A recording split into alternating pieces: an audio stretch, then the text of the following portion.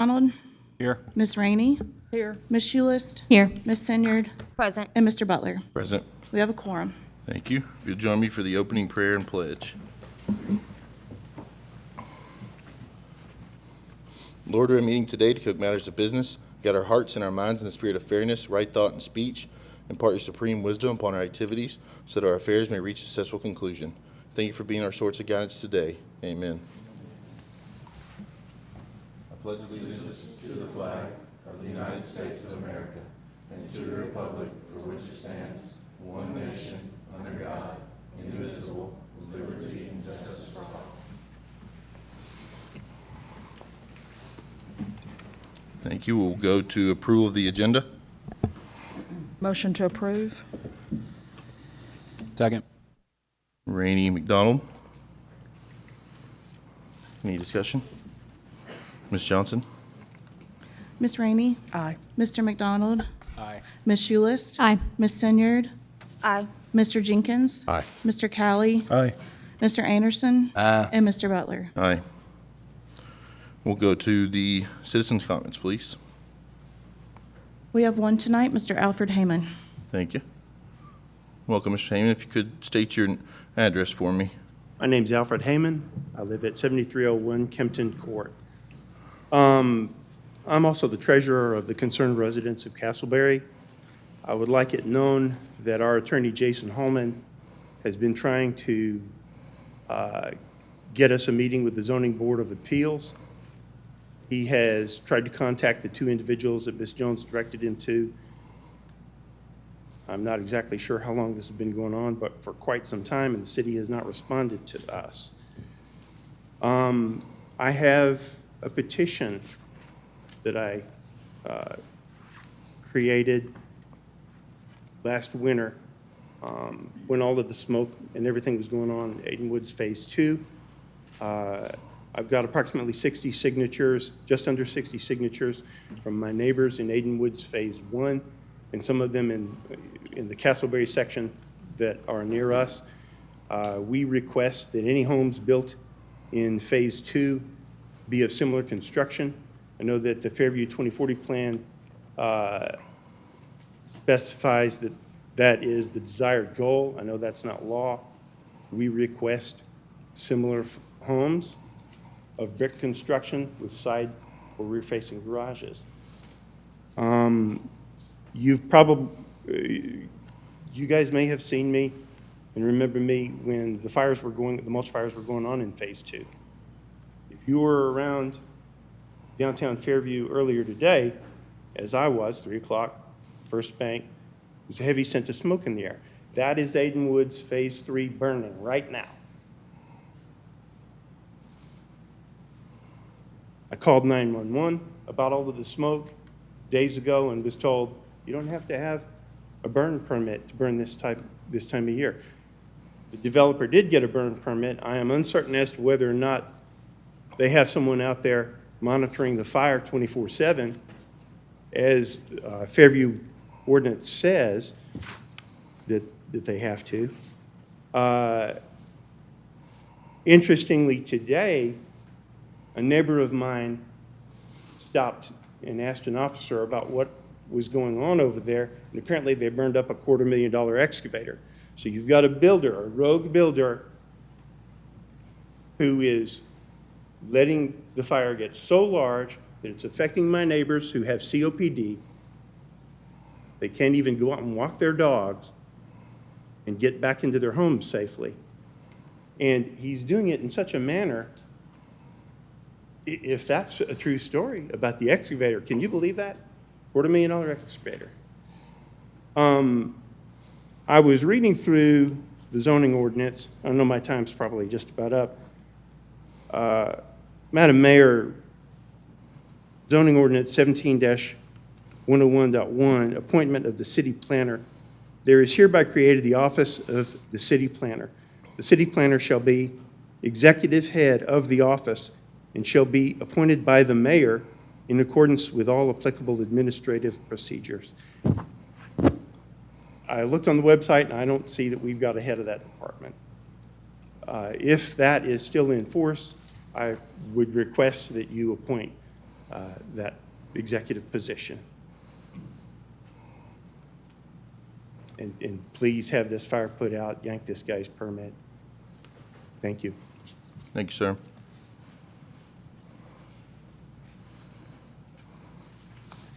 No further, we'll go to approval of the minutes from the May 10th, 2022 work session and May 10th, 2022 regular meeting.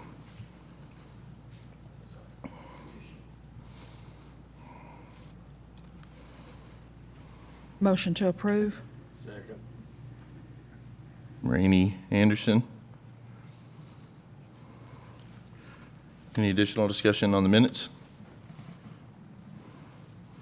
Ms. Johnson? Ms. Rainey?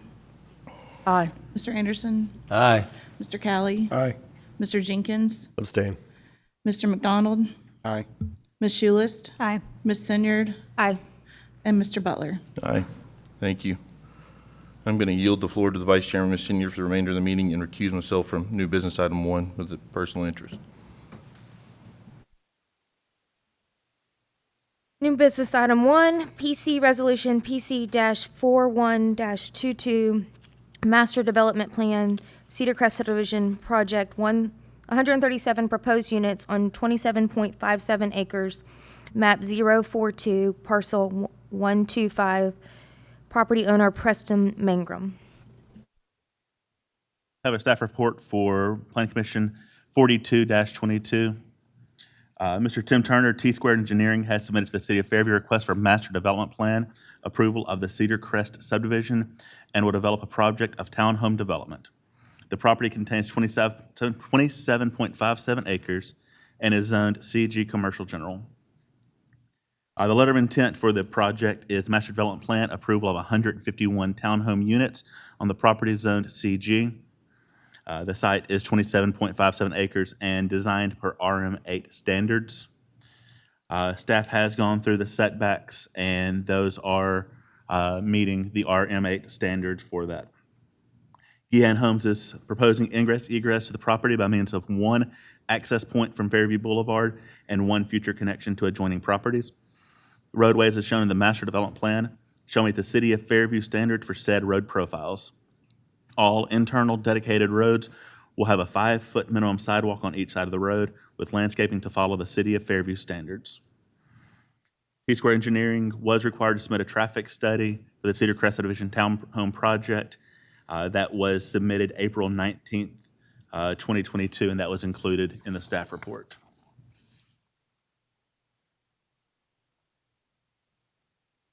A plan set has been provided showing existing man-made site features including fences, walls, structures, buildings, pavement, cemeteries, archaeological features, above and below grade utilities, hydrants, and roadway infrastructure, as well as natural features, including topography, tree canopy, sinkholes, hydrologic features, and all associated buffers. The calculations for their open space and landscaping are there. There is a request for a tree bank in lieu of fund. A replacement requirement modification has been requested for the Cedar Crest subdivision. The tree density calculations have been satisfied through Tree Save, but the replacement inches have a shortage of 7,740 inches. With the approval of the request, an in lieu payment into the City of Fairview tree bank for the deficiency in replacement tree inches shall equal $387,000. This contribution will be required prior to pre-construction meetings. They are showing a playground for the amenities. The applicant has requested a zoning variance from Regulation 13-102.1, which is the Hillside Development Standard, for slopes in excess of 20% throughout their site.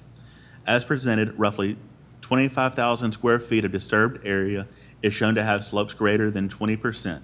However, most of these areas are being utilized as detention areas. A variance from the zoning regulation shall be taken to the Board of Zoning Appeals and may only be approved conditionally by the Planning Commission at this time. A conditional positive vote will result in a BOZA meeting for final approval of the master development plan prior to staff reviewing any future site plans for the Cedar Crest subdivision. There were a few staff comments that were included, and then the conditions of approval for the project. The Board of Zoning Appeal granting the requested variance on the Hillside Development Standard relative to minimum lot size and impacts to existing and proposed steep slopes. fire hydrant locations and turning templates to meet staff comments with site plan submittal.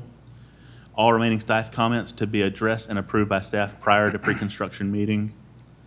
Plan set to be approved by utility providers prior to pre-construction meeting. All state and federal applicable permits shall be provided prior to pre-construction meeting, and the approval of the master development plan shall be valid for 3 years from the date of planning commission approval.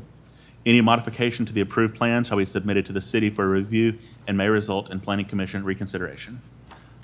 That's all I have. Question, Yes, sir. what is the closest cross-section to Highway 100 in this project, and is it east or west of that cross-section? Yes, sir. The closest cross for this intersection would be Boone Street. Boone Street is, if Mr. Collins was here, it would be a discussion It's of whether or between not Cox it's Pike and west and Fairview. south. But it would be the west direction the east direction from Boone, west of Cox Pike. It's 1,500 feet away from Boone. It's behind the gas station. Yeah. So it's behind the I got it. donut place and gas station. Thank you.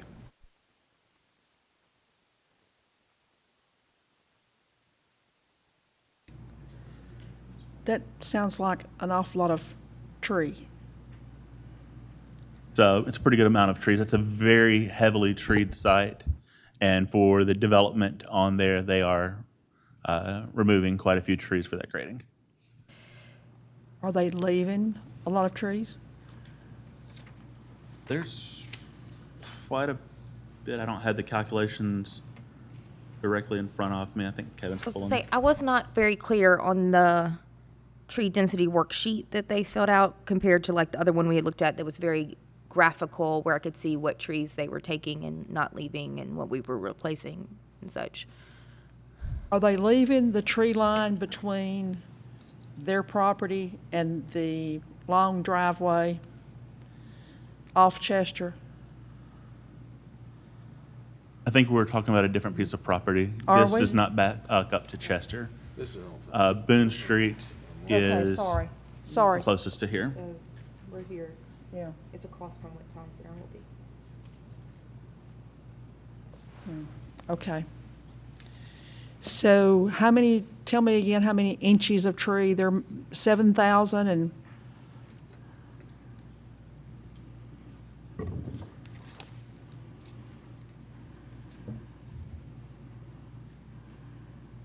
7,740. Correct.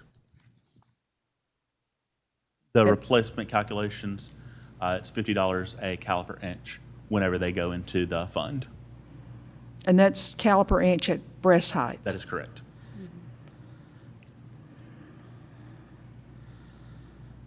So just for future expectation, because I think the tree thing has been a little bit new for a lot of us, this tree density worksheet is all they're expected to provide versus like, no? No, so with the site plan, there'll have to be a complete tree survey, and that's typically done in 1/10 acre samples, and that'll be turned in like you've seen before. This worksheet is simply just showing what, it's the tree replacement worksheet, not necessarily the tree density. Okay. Because like on the other one, we were able to see where everything over 30 inches was and how they may or may not be trying to avoid them. We're not really seeing that here on what an effort they might be making. So do we have their tree density there? When they went out and did the tree density, do we have a copy of that? Yes. So existing total inches, 27,000 total inches. Preserved is 8,618. So they're taking out almost as much as they're leaving. Yeah, so their existing's 28,000, almost 28,000. Preserved is 8,600 that they're preserving, so removing about 19,000. The replacement ratio that's required is 0.5. So you're allowed to take up to half of those without going over the limit. So the amount over that limit of 0.5 is the 9,524, which comes out to their calculation and their variance.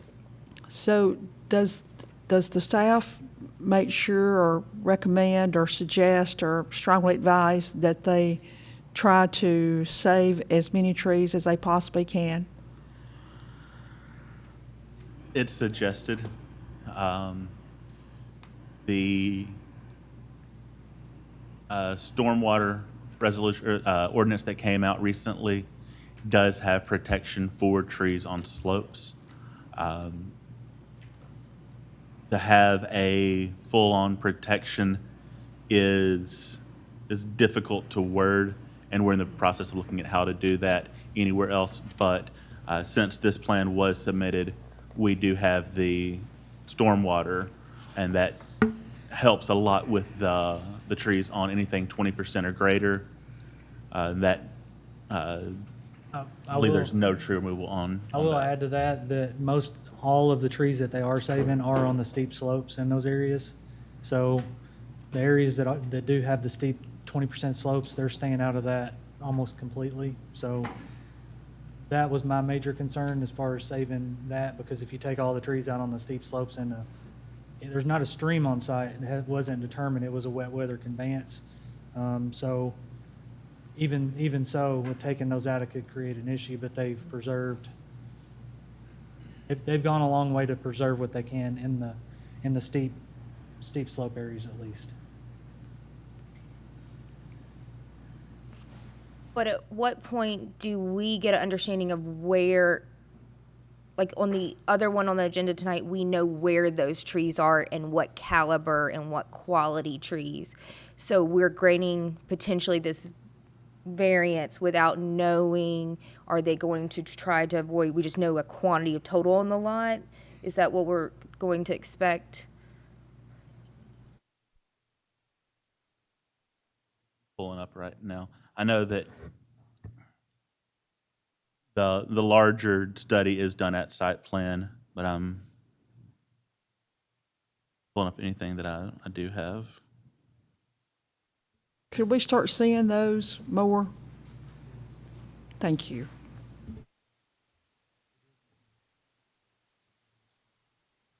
While he's pulling that up, is there anyone here to speak on this agenda item?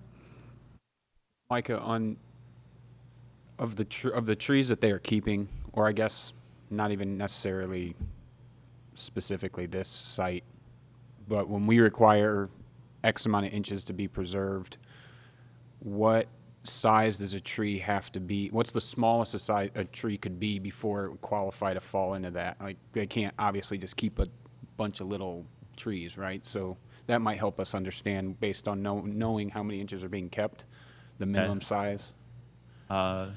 Two things with that. First, on the first sheet of the landscape plan, there was a full breakdown of those trees.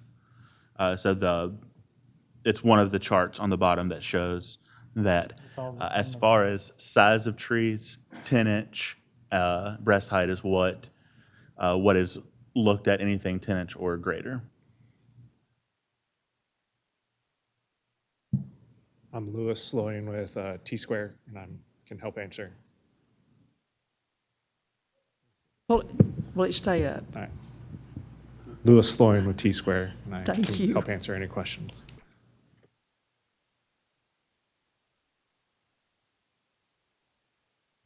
So I'm guessing that you've done everything you can do to save every tree on that lot. So we are actually putting in quite a few retaining walls to help save some of those trees, especially in the steep slope areas. And we work with Kevin and Micah on that to make sure we do stay out of those areas as much as we can.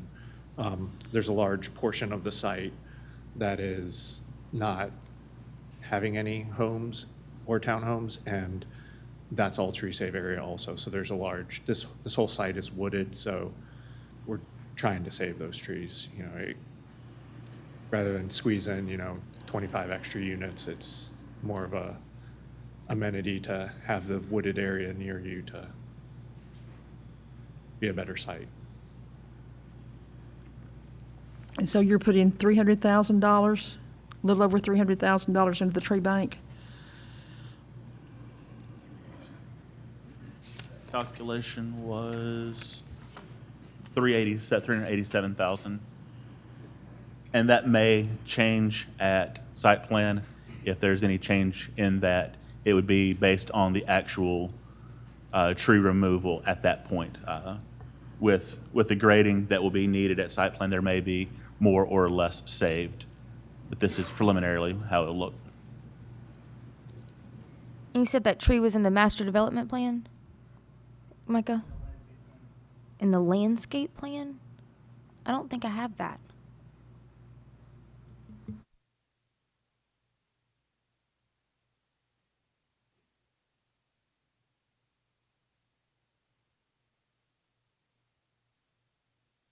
But we will, from now on, have the landscape plan.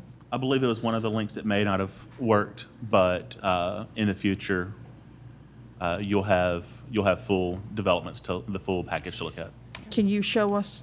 Can you get it up on the screen? It would have to go through the other computer, and so I don't think we'd be able to do that in a timely manner. Okay, thank you.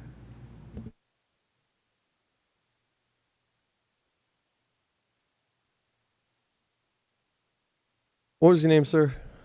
Lewis. Lewis. Daniel. Nice to meet you. I noticed that this particular lot, when we look at the comprehensive plan, the 2040 plan, the front portion of the lot, probably the front 10% that adjoins Fairview Boulevard, falls under our town center overlay designation. The back 90% or so falls into residential transition, which would include an RM8 with PUD type designation, which fits with what you guys are doing in commercial general. With that being said, though, considering that the town center overlay or the town center mixed use, that whole area is such a central part to our community, how do you see the front portion of your proposed development, specifically it looks like townhomes A, B, Y, C, X, that area, fitting into the town center? So this site is unique in that there's not a whole lot of frontage on that. It's, I forget the exact dimension, but it really just has a small portion of the site that is up there. So it would not necessarily fit that mixed use, other than the fact that it would be more of a residential that could accompany, if any of those lots next to it are a true commercial only, it would kind of help play into that versus not trying to cram in some small commercial mixed use right up near the front on a small parcel that wouldn't lend itself to really anything very useful or a nice looking development on there.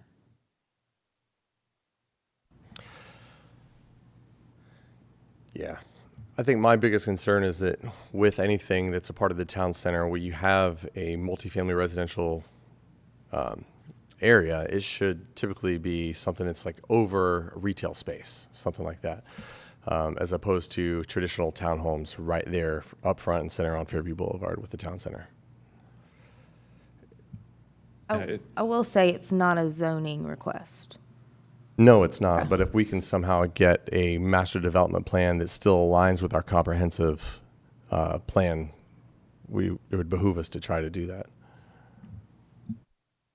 I personally like what he's done because I think you're going to feed more pedestrian usage of the town center plan, and that's what it takes to make one survive. And a town center plan that we have coming to us is not set up for a lot of on-site parking. With what he's got set up there, would create more of a walkable community in the center of town. I kind of like that. I will say that the frontage along 100, I measured it, it's just over 200 feet. So by the time you get a road in and anything else and any setbacks, it'd be hard to fit anything else in with that road section.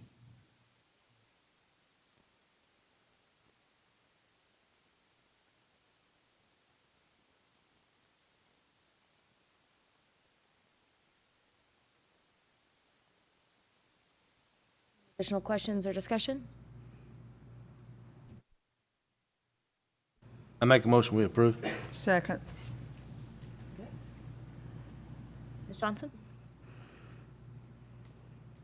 Mr. Anderson? Aye. Ms. Rainey? Aye. Mr. Calley? Aye. Mr. Jenkins? No. Mr. McDonald? Aye. Ms. Schulist? Aye. Ms. Sinyard? Abstain.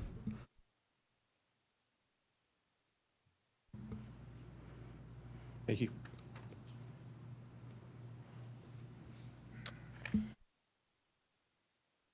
New business item 2, PC Resolution PC-43-22 Residential Site Plan, Adams Preserve Townhomes Project, 49 proposed units on 7.52 acres, map 042, parcel 034, property owner, estate of Conrad Toddy. Have a staff report for PC 43-22, the Adams Preserve Townhomes Site Plan. If you remember, this came to the Planning Commission recently as a master development plan. With the notes taken at that point, there was a site plan presented to staff. We did a full review, and it is now here for the Planning Commission. Project is located at map 42, parcel 34, nearest to the intersection of Highway 100 and Adams Circle. Properties adjacent to this project on the southern side are zoned commercial general, eastern side R20 residential, and western side RM12 multifamily residential. The project property has been reviewed by staff and meets the base zoning bulk and area requirements of the RM8 residential multifamily regulations for use in the CG district. Pulte Homes, Inc. of the Adams Circle Townhome Project is proposing ingress-egress to the project by means of one access point from Adams Circle.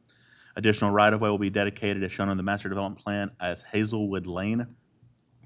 Hazelwood Lane is proposed to be constructed as a 24-foot paved roadway with curb and gutter and will provide a cul-de-sac at the terminus. Rights of way, as shown on the master development plan, will be required to be dedicated prior to the pre-construction meeting. Pulte Homes was required to submit a traffic impact study that was shown and gone over during the master development plan. There were no changes in the plans showing location, dimension, and design of roadways, drive aisles, entrances, sidewalks, parking, loading areas, refuse collection, mailbox delivery, street lights, access, and other pertinent information. The following staff comments will be included in Planning Commission Resolution PC-43-22. There is a tree bank exception request. This development is responsible to develop half the roadway measured from center line of Adams Drive, which includes adding sidewalk, curb and gutter, and 5-foot full-depth pavement to make an overall width of roadway 20 foot at the front of the property. Fire sprinkler plans shall be provided prior to building permit. A note needs to be added to the plans prior to pre-construction meeting that as-built surveys and certifications will be required for detention ponds, public storm infrastructure, and cut and fill on lots prior to release of final plat. Any trees removed in addition to those shown shall be verified with staff prior to removal. Any trees required shall be verified with staff prior to reduction. Staff has noted 10 trees with diameters over 30 inches to be saved as historical trees. It is the request of the applicant to remove said trees and include 8 in the replacement calculations and omit 2 from the calculations due to the noted health. Conditions of the approval for Adams Preserve Townhome Project. Planning Commission granting the tree bank exception request and removal of historic trees described in the staff comments. All remaining staff comments to be addressed and approved by staff prior to pre-construction meeting. Plan set to be approved by all utility providers prior to pre-construction meeting. Documentation of all applicable state and federal permits prior to pre-construction meeting. And the approval of the development plan shall be valid for 3 years from the date of Planning Commission approval. Any modifications to the approved plans shall be submitted to the city for review and may result in Planning Commission reconsideration.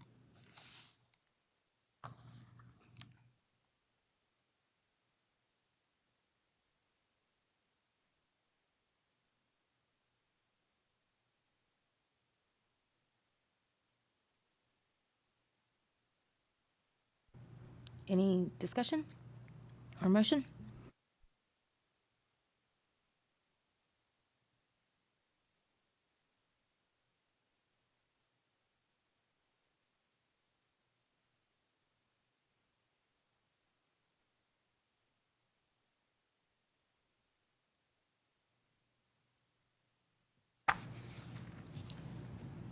Make a motion to approve PC 4322.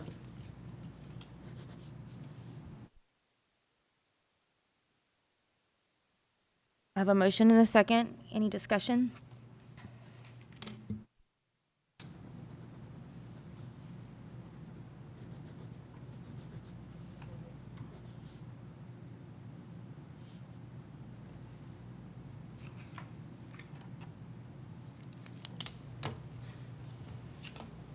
So the health of the trees, There were a few trees that were shown either split, hollow trunked, multiple trunked out of the same tree. There were a few that were showing the health were reduced, and 2 were in bad health.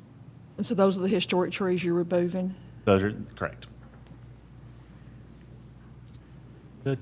I'll clarify that there are 10 total. 2 of them were noted to have bad health, and the other 8 were not.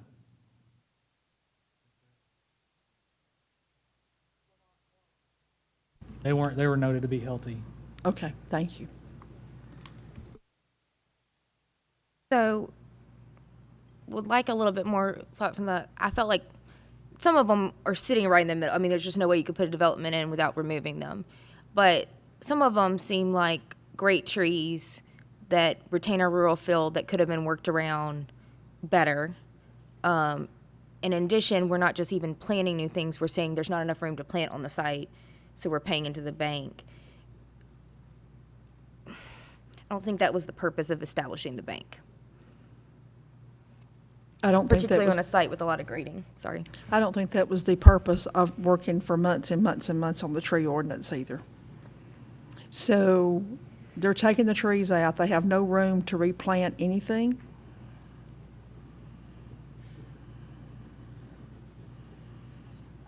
Moving that, adjusting the site plan would be up to them to make it work, I think, but I can't say one way or the other whether they can make it work. It's really up to them, but there are some trees that are in, like you said, in specific locations that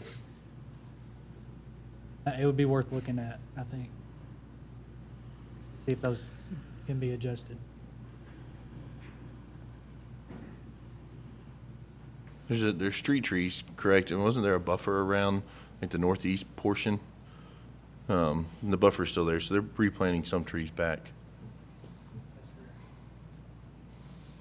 And so those would go into the calculation, the reconsideration of what gets removed, what gets replanted.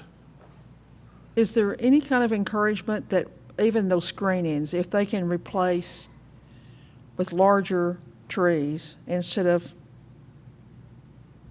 what we typically think of as planting a new tree, is that encouraged by the staff? Even an existing tree? No, and when they're having to plant anything.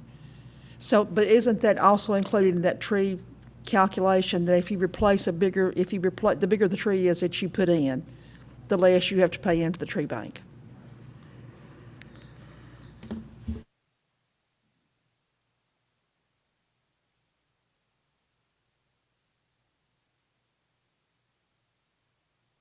For better understanding, if there's someone here from this project, I'd really like to understand just what it means by there's not anywhere to replant trees. That seems, I'm having a hard time wrapping my head around that statement.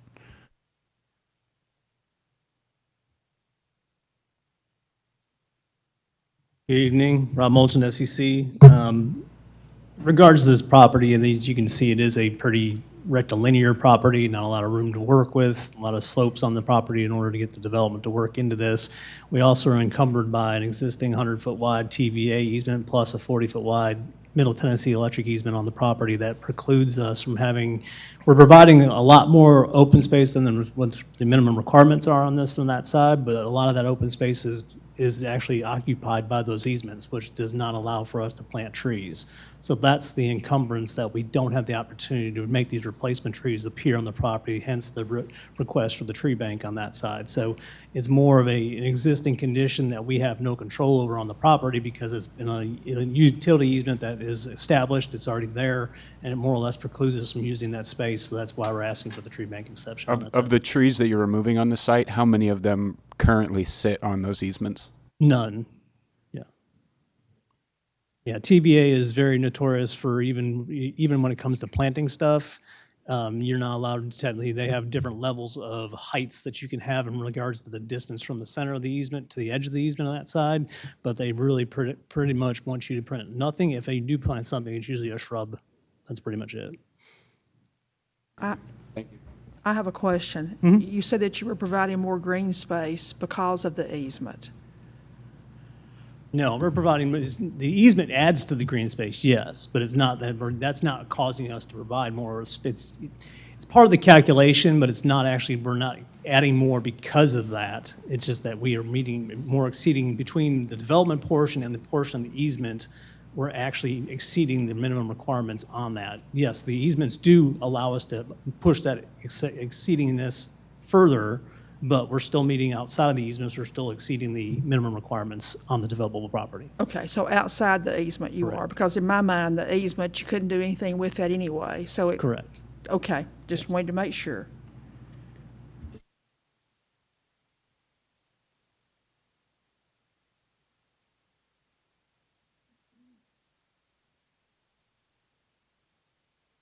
Any additional questions or discussion?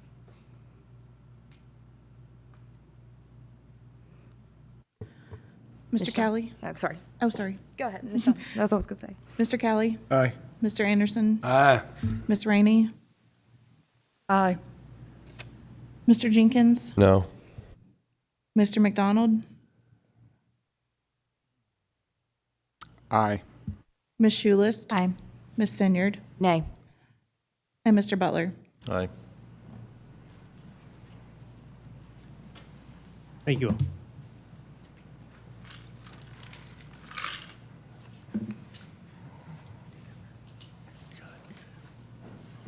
Moving on to bonds and letters of credit. We have none. Moving on to reports. City planning staff. Just one thing, I was mentioning before the meeting, if you were here, the IDT system, which is our online submittal system and review system online for all of the plans.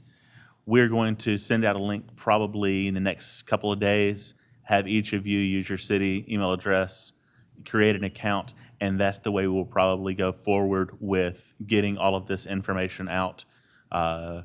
You'll get full packets through there. You'll still get your agenda and resolutions, staff comments through email, but rather than having links that sometimes work, sometimes don't, you'll have that ability to log in and see all of those submittals. When you do that, the site is very finicky as far as the name goes, so you'll have to type the name in, at least partially how it is. It'll give you a drop down and you can click on it from there. But if you type just partial, hit enter, it'll throw you back out. But I'll get that kind of drawn up a little bit and sent out to everybody. But if we can get those done pretty quick after that email goes out, get everybody in, we'll get you into the group, and then have it where you'll be able to see all of those submittals from that portal. Other than that, that's all I have tonight. Yes, sir, you'll still get all of that. The only difference will be the links that we send. Rather than being links, you'll just have the ability to go straight into the site. Okay. City manager's not here. City engineer. I just want to thank everybody for the meeting before the, on the major thoroughfare plan. I think that's going to be a helpful thing, a good, important step for us moving forward and kind of establishing where we want, how we want to use the comprehensive plan moving forward, and looking at, you know, CIPs and new projects and streets and that kind of thing. So I'll just stay tuned, and I'll keep everybody updated on kind of where we are as we move along. Okay. City attorney, Mr. Potter. Communication from the planning staff, or planning commission members, sorry. Mr. Jenkins. Yeah, during citizens' comments tonight, Mr. Heyman had provided some pretty serious sounding concerns. Is there anything that the Planning Commission is able to do to address some of those concerns? This is for you, Mr. Potter. Okay.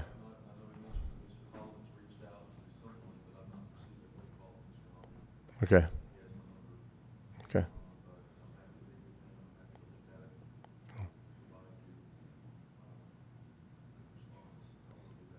Cool. Thank you, sir. I just wanted to make sure that his comments were addressed tonight.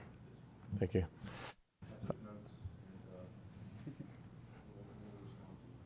Thank you, sir. Other than that, no, this is it should be my final planning commission meeting after almost 5 years. So thank you for the opportunity to be here and serve. It's meant the world. I've learned every single step of the way. I've learned how to hopefully communicate better, more effectively with people who don't always agree with me. Thanks for allowing me to grow with you guys. It's meant the world. And I believe that the Planning Commission is in really great hands, seriously. So thank you. Mr. McDonald? On that note, just want to say thanks to Mr. Jenkins here. In the beginning, when I first joined, I know we had quite a few conversations as I was going through those baby steps in the beginning and learning quite a bit. So appreciate that guidance from you, and I think that I can speak for everyone that says you'll be missed for sure. There's things you always brought up that I think get overlooked by some, and I think we all appreciated having you around. Thanks, man. Ms. Schulis? Dan, thanks for all your efforts. I wouldn't be on the Planning Commission if you hadn't mentioned it to me 3 years ago. So thank you for all that you've done. It's appreciated for sure. Mr. Kelly? Just want to echo everybody's sentiment. Thank you, Mr. Jenkins, for your service, and appreciate your time on the board. Mr. Anderson? I'll echo again, his service means his military service and his time on the board. I appreciate it and also enjoy knowing him. Thank you. Mayor? Mr. Jenkins, thank you for your years of service. And our city engineer, I always am impressed with how much, I didn't think I cared about thoroughfares planning, but you know, it's really interesting to hear about the traffic and how we're planning roads. I also like the fact that we're looking at sidewalks on Chester Road, just a personal aside. Nothing from me, and I'll hand it off to you, Mr. Butler. Thank you, Ms. Sinyard. Mr. Jenkins, thank you for your 5 years. Thank you for staying true and fast hard to your beliefs and always making sure that we were, informed and knowledgeable. I do appreciate your time up here. And thank you to the staff for the thoroughfare plan discussion tonight. I know there's a lot of things happening in the background that a lot of people don't get to see. And I wish I could crank the dial and speed it up, but I know you guys don't leave anything on the table from working hard. I know you're working your tails off, and we appreciate it very much. I entertain a motion to adjourn. Motion to adjourn. So moved.